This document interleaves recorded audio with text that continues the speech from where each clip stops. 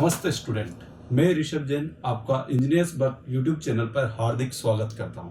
जैसे कि हम लेक्चर्स लेते जा रहे हैं जो कि हमारे स्ट्रेंथ ऑफ मटेरियल सब्जेक्ट के हैं। आज की जो हम क्लास पढ़ेंगे उसके अंदर भी हम कुछ और डेफिनेशन को पढ़ेंगे एंड देन फिर किसको पढ़ेंगे, इलास्टिक कांस्टेंट के बारे में पढ़ेंगे। ठीक है, तो आज के लेक्चर को स्टार्ट करने से पहले मैं कुछ पहले के लेक्चर के बारे में बताता हूं। जैसे कि हमने पहले क्या पढ़ा था, इससे पहले के लेक्चर में हमने एक माइल्ड स्टील कर्व को पढ़ा था, डिफरेंट ग्रेड और डिफरेंट मटेरियल के हमने क्या करा था, स्ट्रेस स्ट्रेन कर्व को पढ़ा था। और फिर मैंने आपको क्या बताया था, मोड ऑफ फेलियर बताए थे डक्टाइल और ब्रिटल मटेरियल के।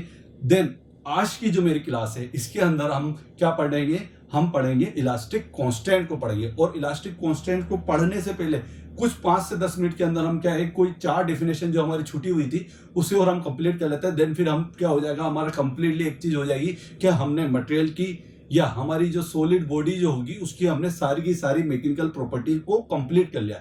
ठीक है, तो आज की जो लेक्चर को स्टार्ट करते हैं तो सबसे पहले मैं आपको कोई 4 डेफिनेशन, ये 4 डेफिनेशन और मैं आपको समझाना चाह रहा हूं। देन फिर उसके बाद फिर हम किसके ऊपर आ जाएंगे, इलास्टिक कांस्टेंट के ऊपर आ जाएंगे। ठीक है, जो हमारी 4 डेफिनेशन, एक तो है हमारा कौन सा, होमोजीनियस, सेकंड वन है आइसोट्रोपिक, थर्ड वन है एनआइसोट्रोपिक और चौथा क्या है हमारा ऑर्थोटोपिक। फोर्थ वन कौन सा हमारा, ऑर्थोटोपिक। उसके बारे में हम डिस्कस कर लेते हैं। देन फिर हम किसको स्टार्ट करेंगे, इलास्टिक कांस्टेंट को डिस्कस करेंगे। तो फर्स्ट ऑफ ऑल आप देख ले, फर्स्ट ऑफ ऑल आप डाल लें कौन सा हमारा, होमोजीनियस। ठीक है, यदि आपसे देखो, आप जब भी आप अजम्पशंस पढ़ते हो कोई भी चीज का, आप जब भी अजम्पशन पढ़ोगे किसके अंदर, स्ट्रेंथ के अंदर, तो आप 2 कंडीशन लेके करें। जब भी आप कोई सॉलिड बॉडी के ऊपर कोई भी हम स्टडी करेंगे आगे फर्दर, तो वहां पे जो हम अजम्पशंस जो पढ़ेंगे वो कैसे अजम्पशन पढ़ेंगे, उसके अंदर आप एक लाइन जरूर पढ़ोगे कि जो आपका जो मटेरियल है, जब उसके ऊपर कोई क्रिटिकल लोड लगाएंगे, ठीक है, कोई रेंकाइन आएगा, आयलर आएगा, कोई भी बहुत सारे जितने भी हम अजम्पशन पढ़ेंगे वहां पे उनके जो फॉर्मूले आएंगे, तो उनके अंदर जो उन्हें अजम्पशंस जो लिए, उनने जो अजम्पशंस लिए किसके, मटेरियल के, उसके अंदर एक अजम्पशन ऑलवेज आप पढ़ोगे। वो क्या पढ़ोगे कि वो मटेरियल को क्या कंसीडर करके चलेंगे, हमेशा होमोजीनियस और आइसोट्रोपिक लेके चलेंगे। तो हमें क्या पढ़ना जरूरी है, हमें होमोजीनियस को भी पढ़ना जरूरी है और आइसोट्रोपिक को भी पढ़ना चाहिए। ठीक है, कि होमोजीनियस मटेरियल कैसा होता है और आइसोट्रोपिक मटेरियल कैसा होता है, एन आइसोट्रोपिक मटेरियल क्यों नहीं लिया हमने, या फिर हमने ऑर्थोट्रोपिक मटेरियल क्यों नहीं लिया है, तो उसके बारे में अपन 1 बाय 1 डिस्कस करेंगे। तो फर्स्ट ऑफ ऑल हम कौन सा मटेरियल लेके चलते हैं कि होमोजीनियस मटेरियल क्या होता है। ठीक है, तो अपन फर्स्ट हेडिंग डाल लो आप। ठीक है, फर्स्ट जो है हमारा वो कौन सा है, होमोजीनियस मटेरियल। होमोजीनियस के बारे में पढ़ें। तो होमोजीनियस क्या होता है, ठीक है, यदि कोई मेरा मटेरियल ऐसा हो जिसके हर पॉइंट पे, मैं क्या बोल रहा हूं कि यदि कोई मटेरियल है, जैसे मान लीजिए मेरे एक सॉलिड मटेरियल है, इसके हर पॉइंट पे सेम क्या होता है, सेम कंपोजिशन नजर आती है। सेम कंपोजिशन मतलब हर पॉइंट पे मुझे जो उसकी जो प्रॉपर्टीज होती है वो एक जैसी नजर आती है, तो वो मटेरियल कौन सा कहलाता है, हमारा होमोजीनियस मटेरियल कहलाता है। कैसा मटेरियल कहलाता है, होमोजीनियस मटेरियल कहलाता है। ठीक है, यदि मैं आप उसकी बात कर रहे हैं, आप फर्दर यदि आप कोई पॉइंट से आप कोई मटेरियल यहां से पहले इसको तोड़ के देख लो, उसका यूनिट वेट आपको क्या मिलेगा, सेम मिलेगा। यूनिट वेट, डेंसिटी हर पॉइंट पे आपको क्या मिलेगी, सेम मिलेगी। तो उस से हम कौन सा मटेरियल बोलेंगे, होमोजीनियस मटेरियल बोलेंगे। इसका मतलब क्या हुआ कि यदि जो मेरा मटेरियल है वो क्या है, हर पॉइंट पे थ्रू आउट द मटेरियल क्या है, हमें सेम कंपोजिशन मिलती है, इसका मतलब वो कैसा मटेरियल है, हमारा होमोजीनियस मटेरियल है। तो हम इसको हिंदी में यदि मैं आपसे बोलूं, होमोजीनियस क्या बोलते हैं, समांग बोलते हैं। और आप लिखना चाहे हिंदी वाले स्टूडेंट, डिप्लोमा वाले स्टूडेंट, तो वो क्या लिख सकते हैं कि हर पॉइंट पे आपको जो मटेरियल की जो प्रॉपर्टी मिल रही है वो कैसी मिल रही है, एक समान मिल रही है। अब जो प्रॉपर्टी भी दोनों की भी आप पे मैकेनिकल प्रॉपर्टी भी बात होगी या फिर थर्मल प्रॉपर्टी भी होगी, वो दोनों की दोनों क्या मिल रही है आपको, यदि सेम मिलती है, इसका मतलब क्या है, आपका जो मटेरियल है वो कैसा है, आपका मैकेनिकल प्रॉपर्टी और थर्मल प्रॉपर्टी यदि आपको सेम मिलती है, सेम कंपोजिशंस मिलती है, दैट मींस आप बोल सकते हो कि वो मटेरियल कौन सा मटेरियल है, होमोजीनियस या फिर समान मटेरियल है। ठीक है, इसको मैं लिख देता हूं। ठीक है, same composition throughout material. ठीक है, यदि आपको सेम कंपोजिशन मिलती है थ्रू आउट मटेरियल में, जैसे मेरा मटेरियल हुआ, इसके हर पॉइंट पे कि जो मुझे कंपोजिशन जो मिलती है वो सेम मिलती है, उसकी मैकेनिकल प्रॉपर्टी और जो हमारी थर्मल प्रॉपर्टी है वो हर पॉइंट पे यदि हमें सेम मिलेगी, दैट मींस वो आपका मटेरियल कैसा होगा, आपका होमोजीनियस मटेरियल होगा। कौन सा मटेरियल होगा, आपका होमोजीनियस मटेरियल होगा। मैंने लिख दिया है कि same composition throughout material, that is से homogeneous material, this type material says homogeneous material. Second one बात करते हैं, ठीक है। एक और चीज है इसके साथ साथ, ठीक है, इलास्टिक कांस्टेंट जब पढ़ेंगे हम, जब बात करेंगे, लेकिन आपसे यदि पूछे कि यदि होमोजीनियस मटेरियल है तो उसके इलास्टिक कांस्टेंट कितने होते हैं, तो उसके इलास्टिक कांस्टेंट 2 होते हैं, ठीक है। तो आप यहां पे देखना इलास्टिक कांस्टेंट की वैल्यू कितनी होती है, यहां पे इलास्टिक कांस्टेंट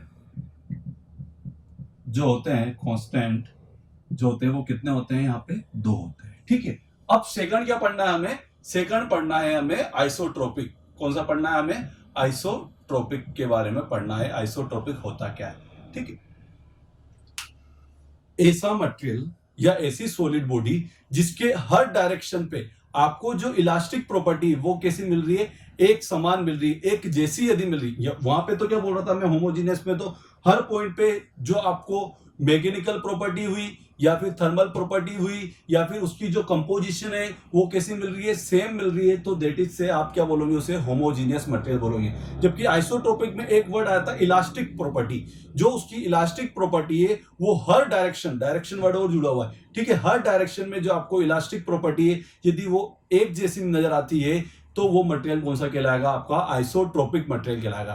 कैसा मटेरियल कहलाएगा, आपका आइसोट्रोपिक मटेरियल कहलाएगा, ठीक है। तो आप बोल सकते हो इलास्टिक प्रॉपर्टी, यहां पे लिख देना इलास्टिक प्रॉपर्टी, मतलब देखिए उसका जो प्रत्यास्थता वाला जो गुण है उसका, वो हर पॉइंट पे वो आपको कैसा मिल रहा है, सेम मिल रहा है, सेम मिल रहा है। जैसे एक्स डायरेक्शन में जो उसकी जो प्रॉपर्टी जो शो कर रहा था इलास्टिक प्रॉपर्टी, वही प्रॉपर्टी वो किसमें डायरेक्शन में शो कर रहा है, आपके वाई डायरेक्शन में शो कर रहा है, या फिर उसकी जेड डायरेक्शन में, हर डायरेक्शन में जो उसकी जो प्रॉपर्टी इलास्टिक प्रॉपर्टी वो सेम शो कर रहा है। दैट मींस क्या हो गया हमारा, वो आइसोट्रोपिक मटेरियल हो गया।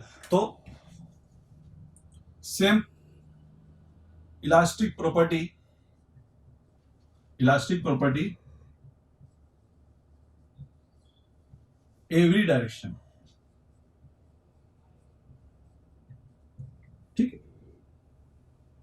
ये इतनी सी चीज याद रखो आप कि यदि मैं आपसे बात करूं कि यदि मटेरियल आइसोट्रोपिक है तो आइसोट्रोपिक मटेरियल क्या होगा, उसकी जो इलास्टिक प्रॉपर्टी होगी वो सेम होगी और हर डायरेक्शन, एवरी डायरेक्शन, हर डायरेक्शन में जो उसकी प्रॉपर्टी जो होगी वो क्या होगी, हमारी इलास्टिक प्रॉपर्टी जो होगी वो क्या होगी, सेम होगी। थर्ड वन बात करते हैं, इसके इलास्टिक कांस्टेंट की बात करूं तो इसका भी जो मेरा इलास्टिक कांस्टेंट जो होगा,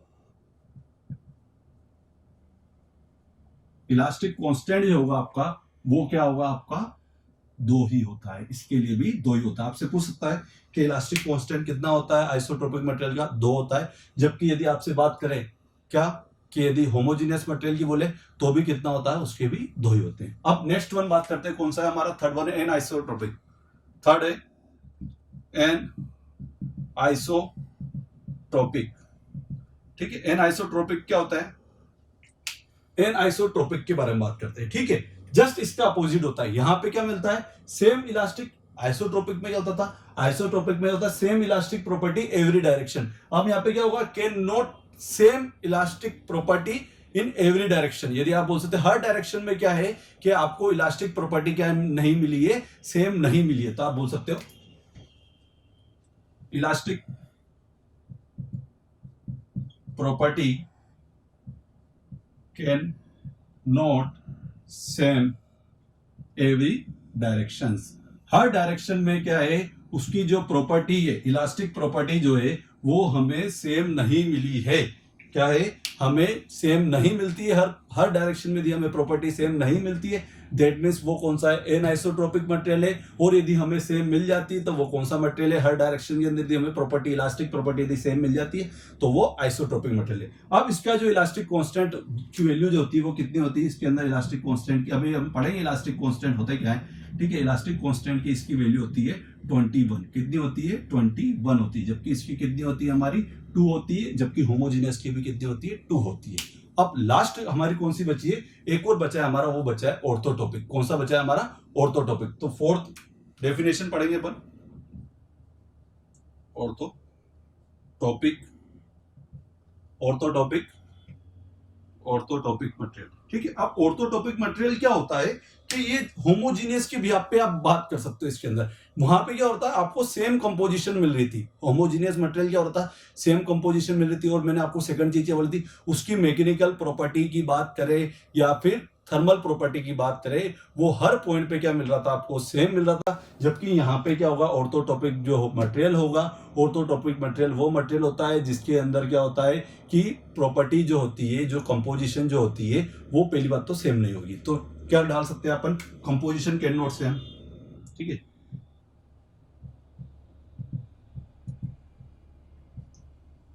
कैन नॉट सेम, है ना।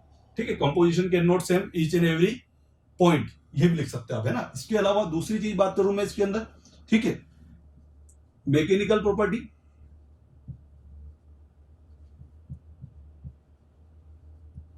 And thermal property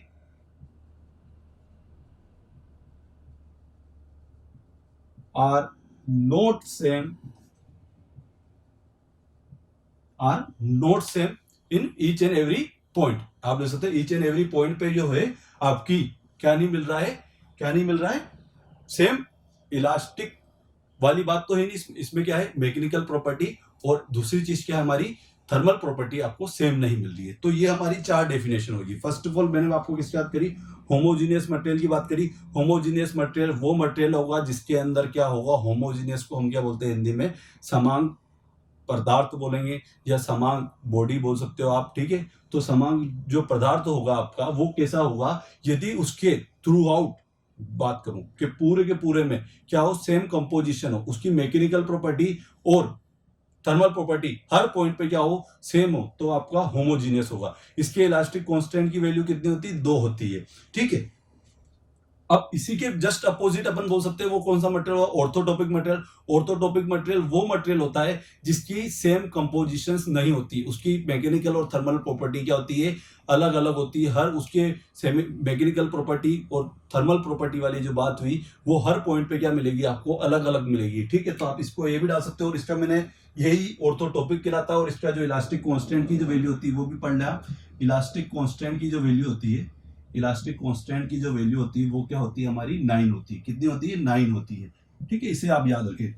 third one बात करूं मैं आपको आइसोट्रोपिक की, तो आइसोट्रोपिक मटेरियल क्या होता है कि इलास्टिक प्रॉपर्टी हर डायरेक्शन में यदि आपको सेम मिलेगी तो आइसोट्रोपिक, और हर डायरेक्शन में यदि आपको डिफरेंट डिफरेंट मिलती है तो फिर आप उसको क्या बोलेंगे, आप एन आइसोट्रोपिक बोलेंगे। तो ये आपकी चारों डेफिनेशन हमने पढ़ ली है कि यदि आपको मटेरियल क्या हो सकता है, मटेरियल होमोजीनियस हो सकता है। होमोजीनियस यदि होगा तो दैट मीन्स क्या है, आपकी सेम प्रॉपर्टीज हर डायरेक्शन में, उसका यूनिट वेट डेंसिटी हर जगह, मैकेनिकल प्रॉपर्टी और आपकी थर्मल प्रॉपर्टी हर जगह आपको एक जैसी सेम मिलेगी। मैकेनिकल प्रॉपर्टी इस पॉइंट पे, इस पॉइंट पे, इस पॉइंट पे सेम मिलेगी, देन थर्मल प्रॉपर्टी भी आपको हर पॉइंट पे आपको सेम मिलेगी।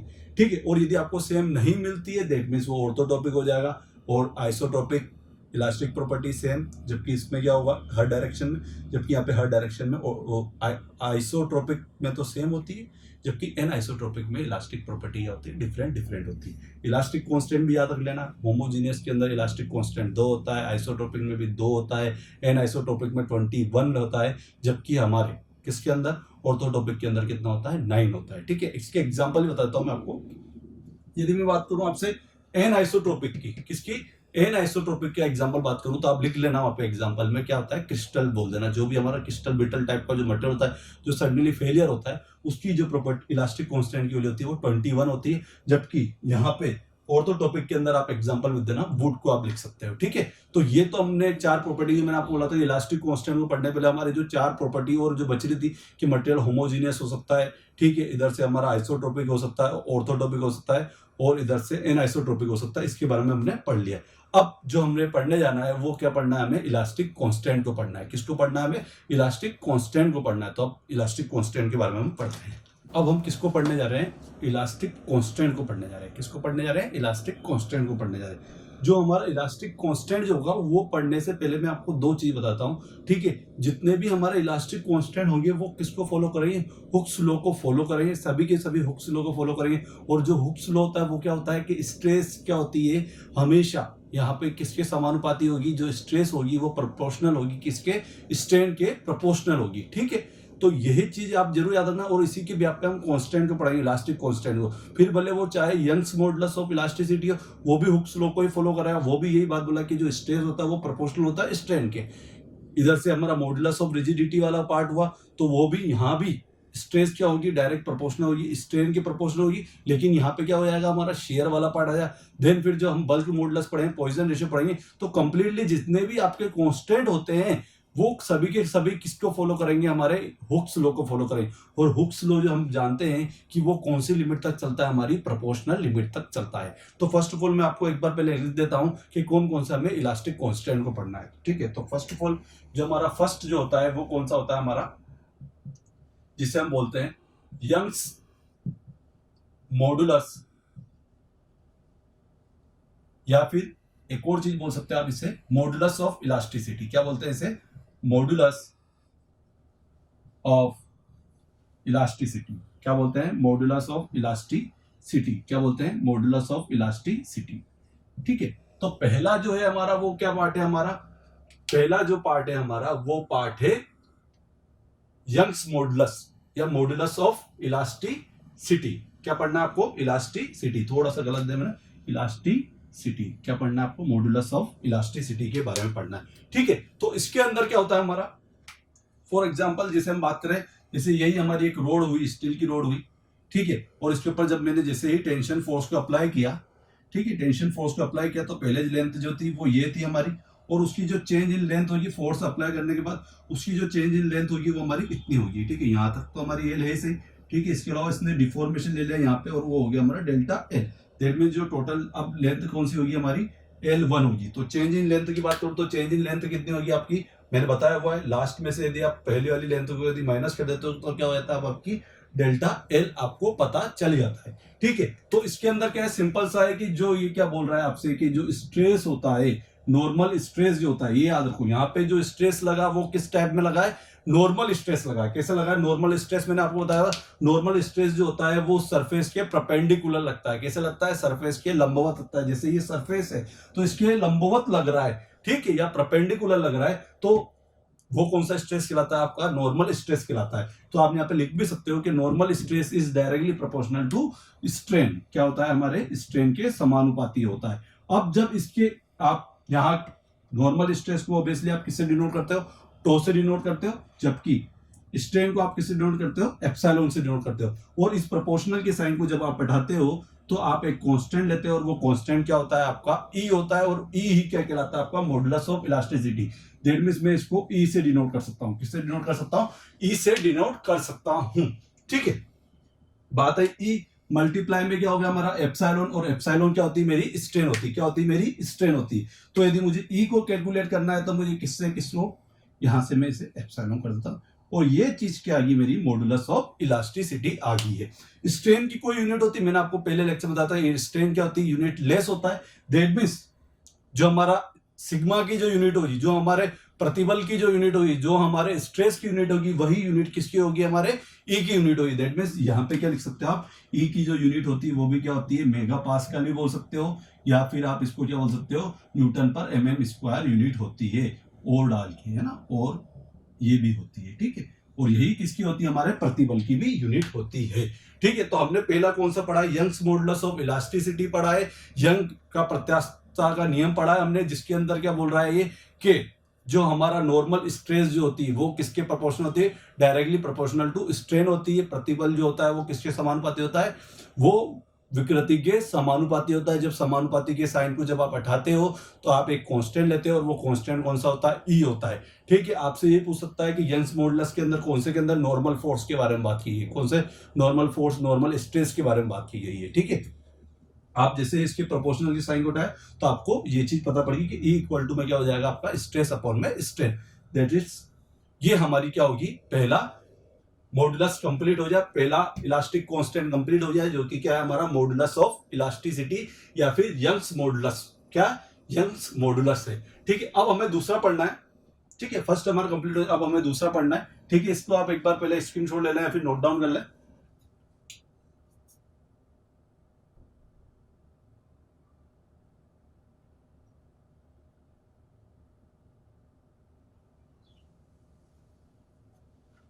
ठीक है, अब नेक्स्ट स्टार्ट करते हैं हम सेकंड। ठीक है, पहला हमने पढ़ लिया है मॉडुलस ऑफ इलास्टिसिटी या फिर यंग मॉडुलस। अब हमें पढ़ना है, ठीक है, अब हमें कौन सा पढ़ना है, मॉडुलस ऑफ रिजिडिटी। कौन सा पढ़ना है हमें, मॉडुलस ऑफ रिजिडिटी। ठीक है, आपको ये चीज याद होनी चाहिए कि मॉडुलस ऑफ इलास्टिसिटी को किससे डिनोट करते हैं, ई से डिनोट करते हैं। किससे डिनोट करते हैं, ई से डिनोट करते हैं। अब जो हम पढ़ने जा रहे हैं वो क्या पढ़ने जा रहे हैं, मॉडुलस ऑफ रिजिडिटी। क्या पढ़ने जा रहे हैं, दूसरा कांस्टेंट पढ़ने जा रहे हैं जिसे हम बोलते हैं मॉडुलस ऑफ रिजिडिटी। क्या पढ़ने आ रहे हैं, modulus of rigidity.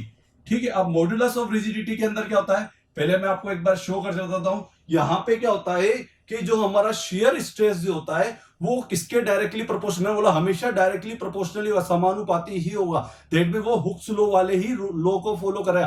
That means हम बोले कि यहां पे क्या है, शेयर स्ट्रेस क्या है, किसके समानुपाती है, शेयर स्ट्रेन के समानुपाती होता है। दैट मीन्स यही बोल सकते हैं अपन हिंदी में कि जो कर्तन प्रतिबल है वो किसके समानुपाती है, कर्तन विकृति के क्या होता है, समानुपाती होता है। तो पहले तो मैं लिख देता हूं कि यहां पे क्या होता है हमारा शेयर स्ट्रेस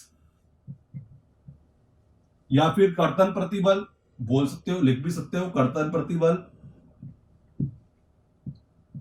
जो होता है वो क्या होता है, समानुपाती होता है किसके, शेयर स्ट्रेन के। किसके, शेयर स्ट्रेन के क्या होता है, ये समानुपाती होता है। दैट मीन्स मैं बोलूं कि मैं शेयर स्ट्रेस को मैंने जब पढ़ाया था तो मैंने किससे डिनोट किया था, टो से डिनोट किया था। किससे डिनोट किया था, टो से डिनोट किया था। ठीक है, और डायरेक्टली प्रोपोर्शनल के साइन। और शेयर स्ट्रेन को मैंने किससे डिनोट किया था, फाई से डिनोट किया था। आप मेरे प्रीवियस लेक्चर में आया देखना, मैं ऑलवेज शेयर स्ट्रेन को किससे डिनोट करूंगा, फाई से डिनोट करूंगा, जबकि शेयर स्ट्रेस को किससे डिनोट करूंगा, टो से डिनोट करूंगा। जब मैं इसके समान प्रोपोर्शनल के साइन को हटाता हूं तो यहां पे एक कांस्टेंट ले लेता हूं और वो जो कांस्टेंट होगा वो कांस्टेंट ही क्या कहलाएगा, आपका मॉडुलस ऑफ रिजिडिटी कहलाएगा। और उस कांस्टेंट को ले लिया मैंने, एन भी बोल देते हैं। यहां पे मैं आपको बता दूं नोटेशन क्या होता है, सी भी होता है, एन भी होता है और जी भी होता है। तीनों से आपका नोटेशन आ सकता है।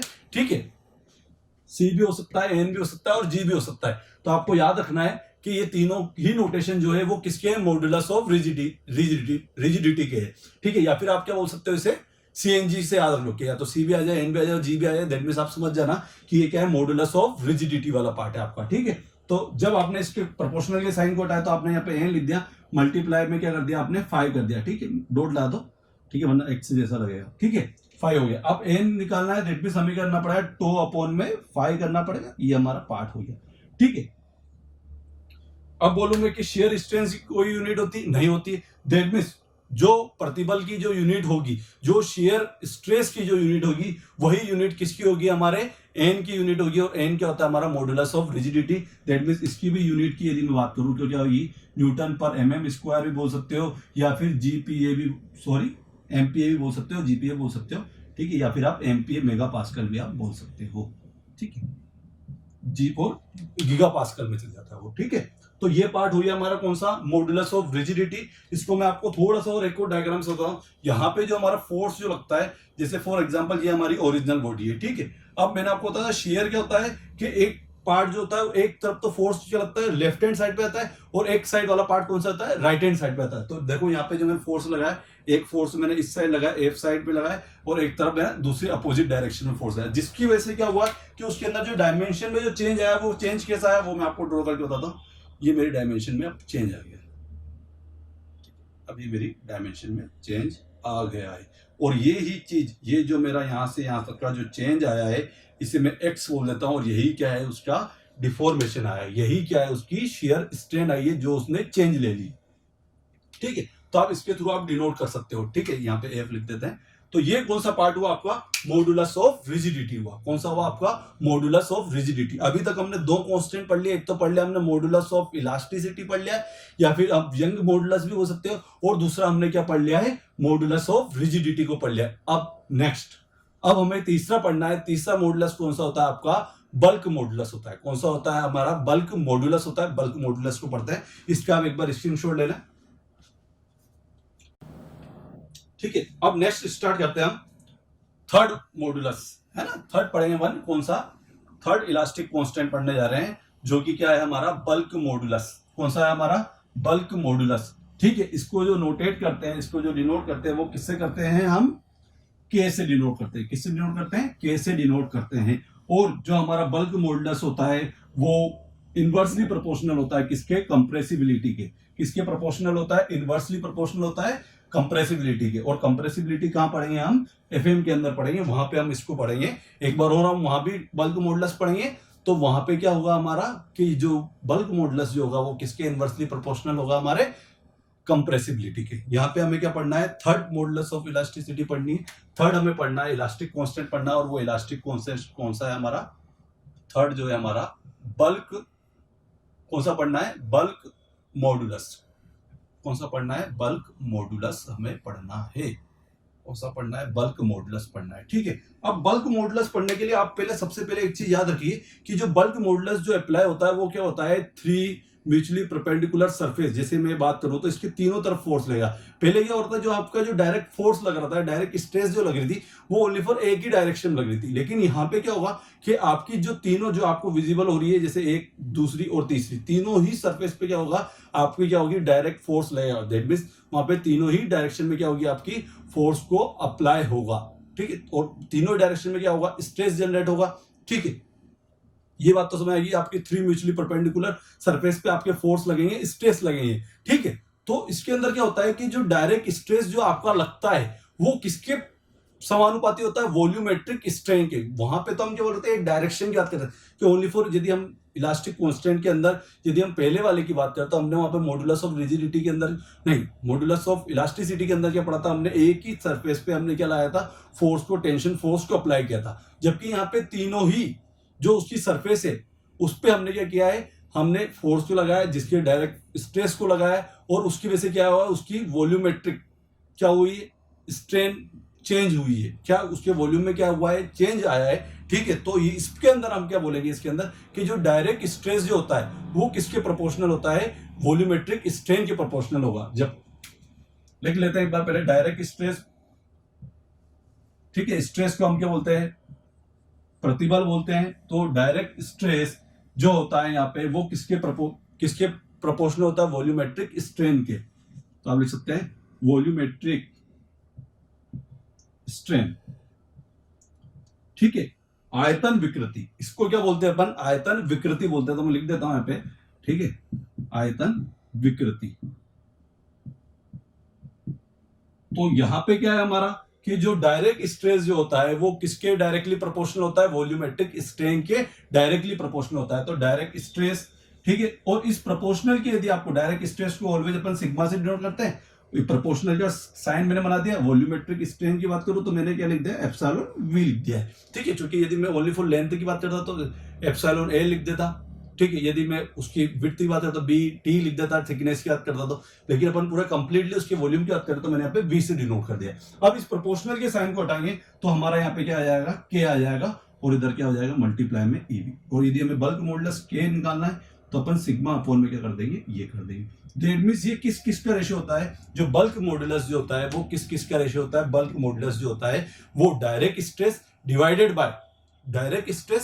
Divided by volumetric strain. लिख देता हूं एक बार और, डायरेक्ट स्ट्रेस अपॉन में वॉल्यूमेट्रिक स्ट्रेन। ठीक है, अब यहां पे बात करें इसकी यूनिट की, तो मैं बोला है कि स्ट्रेन की कोई यूनिट नहीं होती है। दैट मीन्स वही यूनिट होगी जो प्रतिबल की यूनिट होती है। दैट मीन्स क्या हो जाएगा, या फिर स्ट्रेस की यूनिट होती है, दैट मीन्स क्या है, न्यूटन पर mm स्क्वायर भी बोल सकते हो, या फिर आप क्या बोल सकते हो, मेगा पास्कल भी इसकी यूनिट होती है। कोष्टक में कर जैसे और कर देना, दैट्स इट। ये आपकी यूनिट, इसकी भी यूनिट ये होती है। तो अभी तक हमने तीन पढ़ लिए हैं, तीनों के बारे में आपको डिफरेंस पता चल जाए। एक तो शेयर के बारे में बोल रहा है, रिजिडिटी वाला, ठीक है, जबकि आपका यंग्स मॉडुलस के अंदर क्या हो रहा है, आपका नॉर्मल स्ट्रेस लग रही है, जबकि यहाँ पे क्या हो रही है, डायरेक्ट स्ट्रेस लग रही है, लेकिन यहाँ पे पूरे वॉल्यूम के बारे में कंसीडर करके चल रहा है। ठीक है, और तीनों के तीनों ही अपने हुक्स लॉ वाली बात हो रही है, प्रोपोर्शनल वाली बात हो रही है, तीनों के अंदर समानुपाती वाली बात कर रहा है। ठीक है, अब नेक्स्ट हमें क्या पढ़ना है, हमें जो फोर्थ पढ़ना है वो क्या पढ़ना है, हमें पॉइजन्स रेशियो पढ़ना है। क्या पढ़ना है, पॉइजन रेशियो पढ़ना है, जिसे अपन जो होता है प्रयास अनुपात बोलते हैं हिंदी के अंदर। ठीक है, एक बार आप देख लेना, करेक्ट कर लेना कि हिंदी में क्या बोलते हैं। तो हम अब जो फोर्थ पढ़ रहे हैं वो एक पॉइजन्स रेशियो।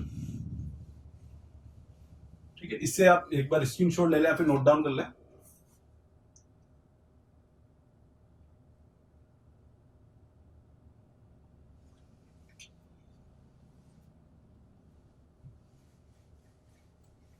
अब नेक्स्ट पढ़ते हैं हम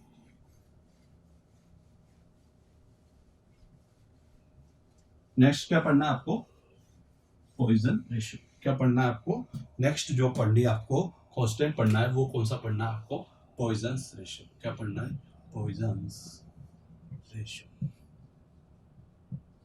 ठीक है, जिसे हम किससे डिनोट करते हैं, म्यू से डिनोट करते हैं, या फिर आप किससे डिनोट करते हो, 1/m से डिनोट करते हो। तो लिख सकते हो इसका जो नोटेशन होता है या तो म्यू होता है या फिर और करके 1/m भी आप लिख सकते हो। ठीक है, अब जो ये किसका रेशियो है, दैट मींस क्या है, एक रेशियो है, अनुपात में है दोनों। ठीक है, तो ये किसका रेशियो होता है, लेटरल स्ट्रेन अपॉन में लॉन्गिट्यूडिनल स्ट्रेन।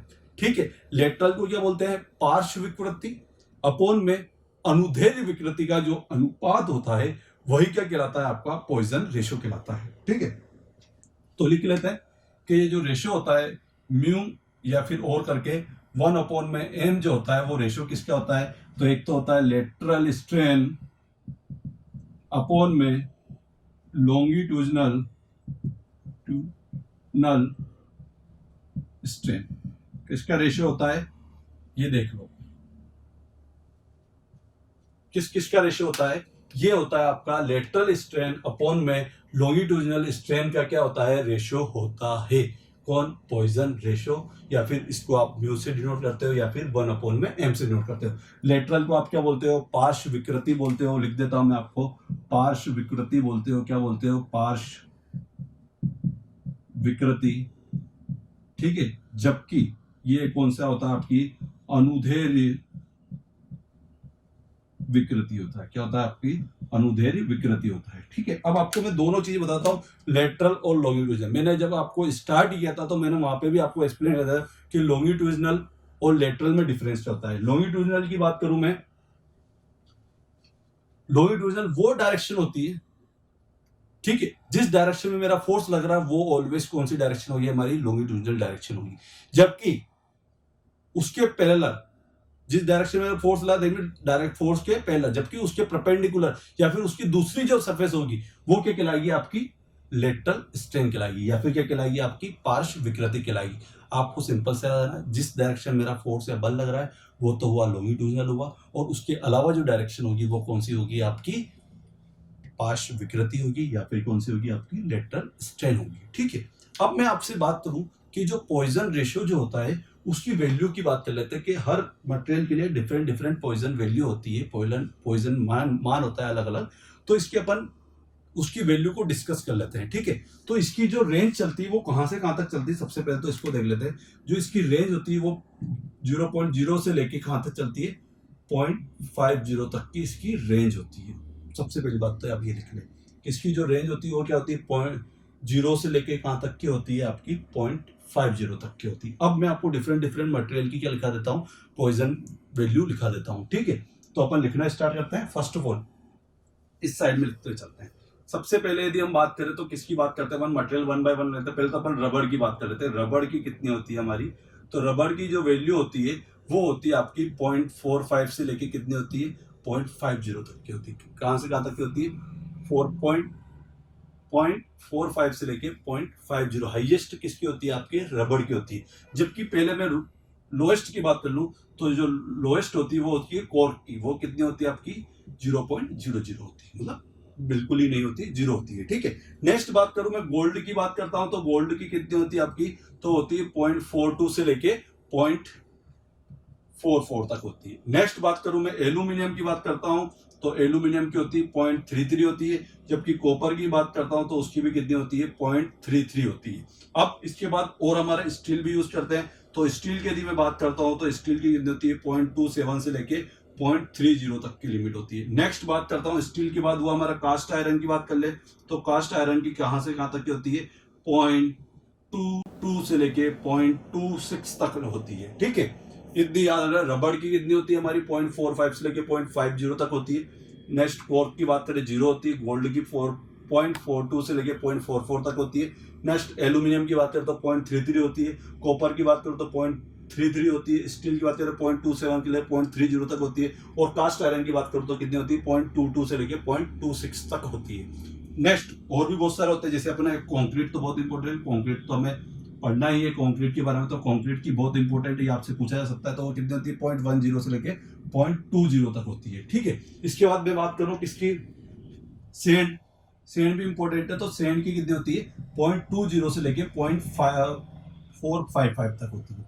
जबकि क्ले की बात करता हूं तो क्ले की कितनी होती है 0.30 से लेके भी 0.455 तक, ठीक है। और इसके अलावा बात करें गिलास की, लास्ट एक और गिलास की और देख लेते हैं। तो गिलास की कितनी होती है आपकी 0.18 से लेके 0.30 तक होती है।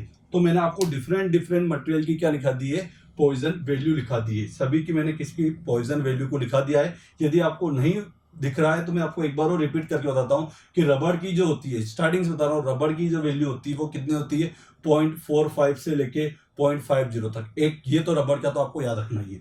दूसरा कोर की बात करूं तो वो कितनी होती है, 0 होती है, बिल्कुल ही नहीं होती है। थर्ड वन बात करें अपन किसकी, गोल्ड की बात करते हैं तो गोल्ड की कितनी होती है 0.42 से लेके कहां तक होती है आपकी 0.44। एल्यूमिनियम की बात करें तो 0.33 होती है। कॉपर की बात करें तो 0.33 होती है। स्टील की बात करें तो कितनी होती है 0.27 से लेके 0.30 तक होती है। कास्ट आयरन की बात करें तो कितनी होती है आपकी 0.22 से लेके 0.26 तक होती है। कंक्रीट की 0.10 से लेके 0.20 तक। सैंड की भी लिखी हुई है 0.20 से लेके 0.455 तक। नेक्स्ट क्ले की बात करें तो क्ले कितनी होती है 0.30 से लेके 0.455 तक। और लास्ट जो हमारी ग्लास की होती है वो कितनी होती है 0.18 से लेके कहां तक होती है आपकी 0.30 तक होती है, ठीक है। अभी हमने क्या पढ़ा है, चारों हमने कांस्टेंट पढ़ लिया। तीन तो हमारे modulus of elasticity, modulus of rigidity और बल्क मॉडुलस पढ़ लिया। एंड देन फाइनली हमने क्या पढ़ लिया है, हमने पढ़ लिया है पॉइजन रेशियो को। तो हमने चारों इलास्टिक कांस्टेंट, इसके यहाँ पे हम न्यूमेरिकल भी आगे हम डिस्कस करेंगे, ठीक है।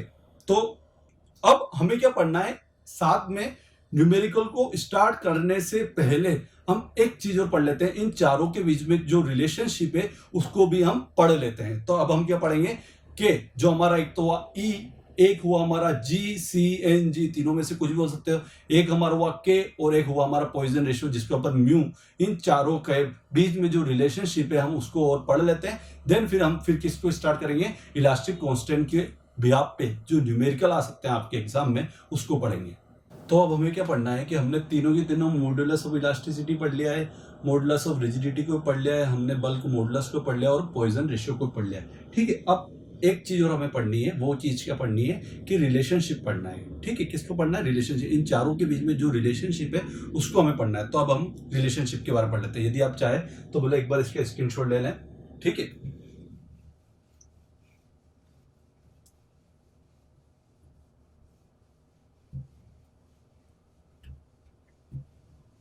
अब हमें रिलेशनशिप को पढ़ना है।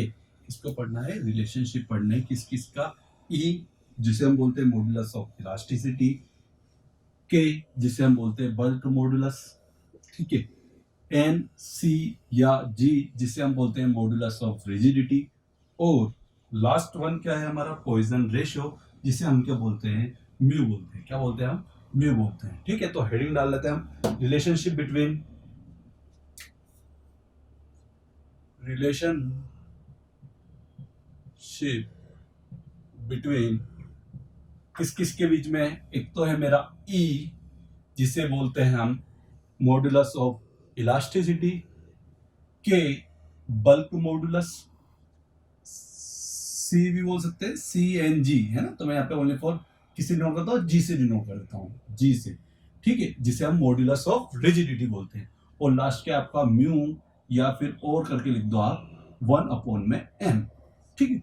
तो इन चारों के बीच में रिलेशनशिप देखते हैं। तो पहले हम स्टार्टिंग जो करते हैं, हम कहां से स्टार्ट करते हैं, ई को लेते हैं, जी को लेते हैं और म्यू को लेते हैं, ठीक है। तो फर्स्ट रिलेशनशिप जो हम पढ़ेंगे वो किस किस का पढ़ेंगे, ई का, जी का और म्यू का, या फिर आप क्या बोल सकते हो 1/m का रिलेशनशिप पढ़ेंगे, ठीक है। तो यदि आपको इसका रिलेशनशिप है जो है वो कैसा होता है आपका, E इक्वल टू में जो होता है वो होता है 2g 1 + म्यू, या फिर एक और इस टर्म में भी आ सकता है आपके एग्जाम में, वो होता है आपका E इक्वल टू में 2g 1 + 1/m से भी डिनोट करते हैं किसको, म्यू को। तो या फिर इस टर्म में भी आपके आ सकता है। तो आपको ये रिलेशनशिप याद रखना है किस किस का, E, G और म्यू का।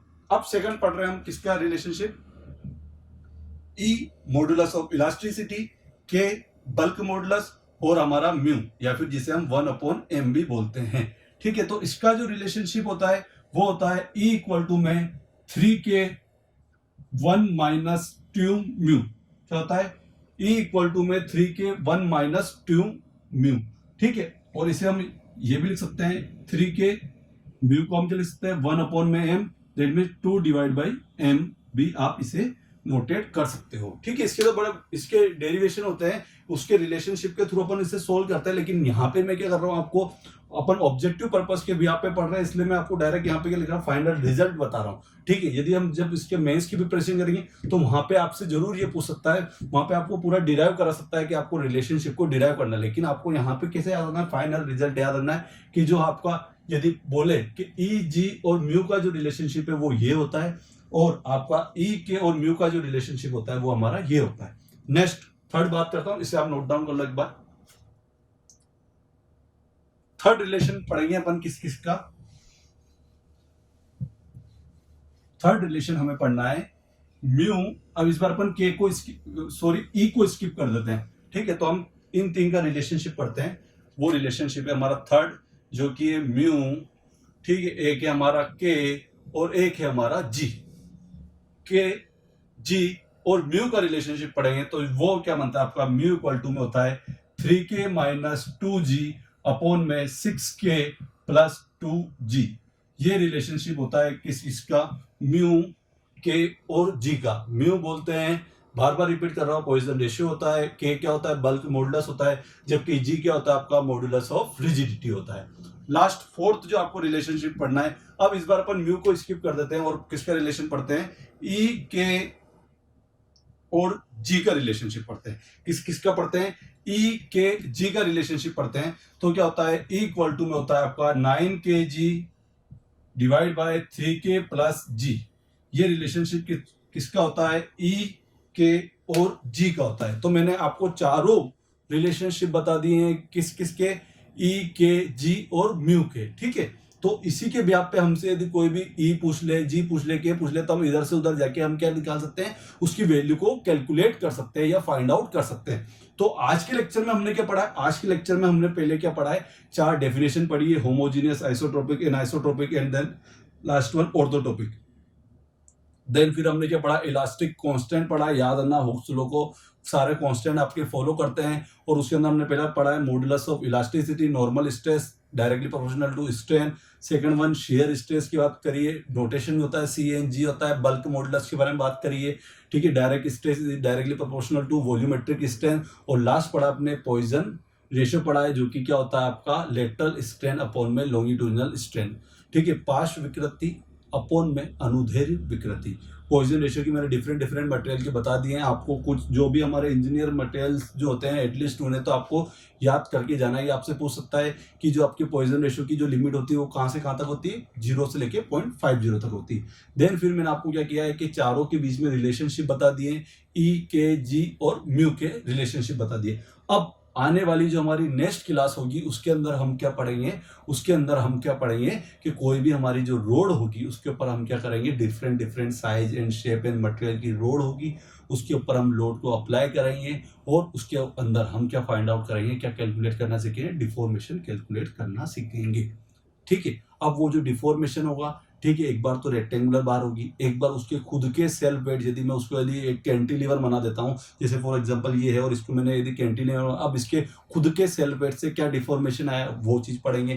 थर्ड वन पढ़ेंगे, यदि उसके शेप को यदि हम बदल दें, शेप को बदल दिया जाए, रेक्टेंगुलर से क्या कर दिया उसे सर्कुलर कर दिया जाए, और क्या कर दिया जाए उसे टेपर बार बना दिया। टेपर बार दैट मींस एक तरफ उसका डाया कम है D1 है और एक तरफ डाया क्या उसका D2। पहले सर्कुलर है, कंप्लीटली थ्रू आउट सर्कुलर है, तो उसका जो डाया है वो दोनों साइड क्या हमारा सेम है। लेकिन क्या हो रहा है कि यदि मैं टेपर बार बनाता हूं तो उसके अंदर क्या होगा कि उसका D1 ने और धीरे धीरे क्या होता जा रहा है उसका डाया बढ़ता जा रहा है, और जो सेकेंडरी जो डायमीटर हो रहा है वो क्या हो रहा है हमारा D2 हो रहा है, और उसके ऊपर हम डिफॉर्मेशन कैलकुलेट करके देखेंगे। देन फिर क्या होगा, पहले तो हमने मटेरियल सेम मटेरियल को लेके चल रहे हैं, देन फिर क्या होगा आपका डिफरेंट मटेरियल। दैट मीन यदि मटेरियल, यदि हमारी कोई बार यदि 2 या 2 से अधिक मटेरियल से मिलकर बनेगी तो वो हमारी कौन सी बार कहलाएगी, हमारी कंपोजिट बार कहलाएगी। तो कंपोजिट बार को पढ़ेंगे। और लास्ट जो हमारा इस लेक्चर का एंड होगा वो क्या होगा, हमारा थर्मल स्ट्रेस। कौन सा होगा, हमारा थर्मल स्ट्रेस को पढ़ना है। देन फिर हम क्या पढ़ लेंगे, हमारा जो स्टार्टिंग वाला जो चैप्टर है, स्टार्टिंग वाला जो हमारा पार्ट है उसको अपन पूरी तरह से कंप्लीट कर लेंगे। देन फिर हम किसको पढ़ेंगे, डिटर्मिनेट इनडिटर्मिनेट स्ट्रक्चर को पढ़ेंगे और आगे के चैप्टर पढ़ेंगे। ठीक है, तो आप एक काम कीजिए, आप कंप्लीटली यदि जितना आप यहाँ पे पढ़ रहे हैं उसके साथ साथ आप क्या कीजिए कि आप ऑब्जेक्टिव क्वेश्चंस को आप कंटिन्यूअसली लगाते रहिए। ठीक है, नोट्स तो आपके पास बहुत सारे होंगे और मैं भी पढ़ा रहा हूँ तो आपके नोट्स बन रहे होंगे, लेकिन क्या होगा कि आपको इससे काम नहीं चलेगा। हम नोट्स तो बहुत सारे बना लेते हैं, नोट्स बहुत सारे मिल जाएंगे आपको और आप रिटर्न भी कर लोगे, लेकिन नोट्स ओनली फॉर नोट्स पढ़ने से काम नहीं चलेगा। आपको ये चीज भी देखनी पड़ेगी कि किस पैटर्न से आपको क्वेश्चन, हम कंप्लीटली एक पूरा पूरा पेज पढ़ लेते हैं लेकिन हमें ये पता नहीं चलता कि किस किस टाइप से वो आपसे क्वेश्चन पूछ सकता है। तो आपको क्या करना पड़ेगा, आपको साथ में क्या करना पड़ेगा, ऑब्जेक्टिव क्वेश्चन को भी सोल्व करना पड़ेगा। तो आप क्या कीजिए, आप एक काम कीजिए, आप प्रीवियस ईयर के पेपर को सोल्व करिए और जितने भी स्टैंडर्ड बुक आती है ऑब्जेक्टिव क्वेश्चन की, जानते होंगे कि आप कौन कौन सी बुक आती है, एक वीडियो बना दूंगा मैं कंप्लीटली जिसके अंदर मैं बता दूंगा कि आपको जो ऑब्जेक्टिव क्वेश्चंस जो है वो आपको वही सोल्व करके आने जाने हैं। ठीक है, तो वो उन बुकों के थ्रू आप क्या कर रहे हैं कि ऑब्जेक्टिव क्वेश्चन को आप सोल्व करते जाइए।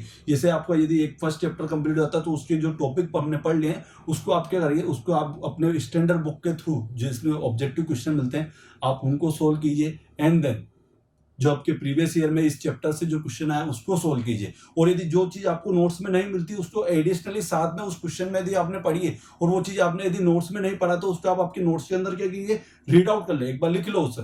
क्यों, क्योंकि जब नेक्स्ट टाइम पढ़ोगे तो आपको यदि क्या पता आप सारे ऑब्जेक्टिव क्वेश्चन वापस से नहीं लगाने बैठोगे, लेकिन आपका जो नोट्स होगा उसके अंदर वो सारी चीजें मिल जाएगी जो कि आपके कुछ चीज जो छुटी हुई थी वो चीज भी आपके इसके अंदर ऐड हो जाएगी। तो आप इसी तरह पढ़ाई को कंटिन्यू रखिए। आपके आने वाली एग्जाम जो अपकमिंग एग्जाम होगी उसके अंदर जो इंजीनियर्स यूट्यूब चैनल जो है आपके लिए कंप्लीट सिविल इंजीनियरिंग के सब्जेक्ट हुए या फिर इलेक्ट्रिकल इंजीनियरिंग के सब्जेक्ट हुए या फिर फर्दर और दूसरी ब्रांच के भी जो सब्जेक्ट होंगे उसके लिए हम क्या करते जाएंगे, हम आपके लिए लेक्चर प्रोवाइड करते जाएंगे। और आपको क्या करना है, बस आपको पढ़ते रहना है और अपने लक्ष्य को, मंजिल को पाना है। ठीक है, आई होप आपको हमारे जो लेक्चर जो है वो आपको पसंद आ रहे होंगे। पसंद आए तो प्लीज़ इसे लाइक करें, शेयर करें, सब्सक्राइब करें हमारे चैनल को। जिससे क्या होगा, यदि आप एक बार इसको सब्सक्राइब कर लेंगे और बेल आइकन को यदि आप घंटी बजा देंगे तो उससे क्या होगा, आपका उससे ये होगा कि आपको जैसे ही यदि कोई नया लेक्चर आपको मिलेगा तो आपको फट से मैसेज आए और आप उसको क्या कर लेंगे, उसको आप कंप्लीट पढ़ लेंगे। ठीक है, तो इस लेक्चर को यहीं पे एंड करते हैं। Bye bye. ठीक है, जय हिंद, जय भारत।